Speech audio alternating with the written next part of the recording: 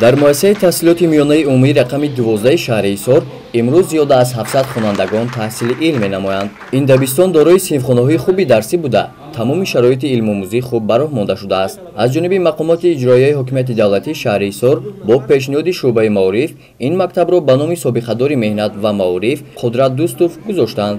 Қудрат Дӯстов соли 1911 дар деҳаи шоҳони ноҳияи Ҳисор таваллуд шуда, таълиму тарбияро дар ҳамин деҳа гирифтааст. Ӯ хатмкардаи Донишгоҳи омӯзгории Тоҷикистон буда то соли 1940 ҳамчун муҳаррири рӯзномаи ноҳиявӣ ва аз соли 1941 то соли 1947 мудири шуъбаи маорифи ноҳияи Ҳисор, солҳои 1947-1948 мудири шуъбаи маорифи ноҳияи Файзобод ва баъдан то солҳои 80 дар ҳамин мактаб ҳамчун роҳбар кор кардааст.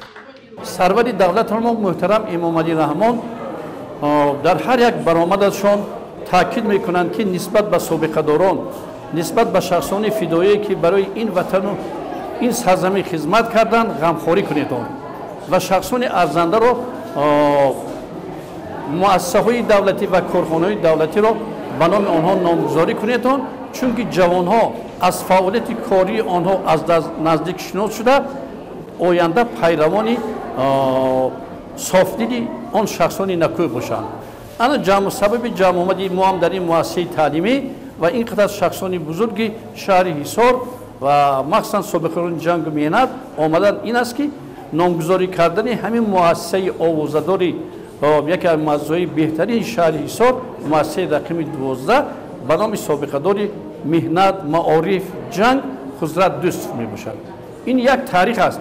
وقتی که معرفان درباره فعالیت کاری، فعالیت خواجگیداری، مکتبداری و تا حتی اشتراکی جنگ بزرگ وطنی اردن و مدال‌ها و به همین وزنی‌ها نگاه نکرده، خب این قطر شعر و این قطر مقاله و این قطر کتاب‌ها با لقب شاهانگی نویسنی آن کس این یک تربیت هم علمی هم تربیتی برای نسل آینده بشود.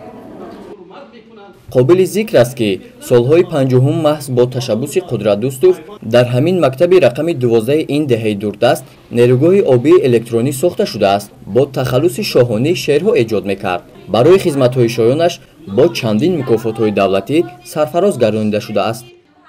گزارش صاحب نور عبدالرسولов، خورشید علیموف از شهر حصار برای برنامه اطلاعاتی نوید.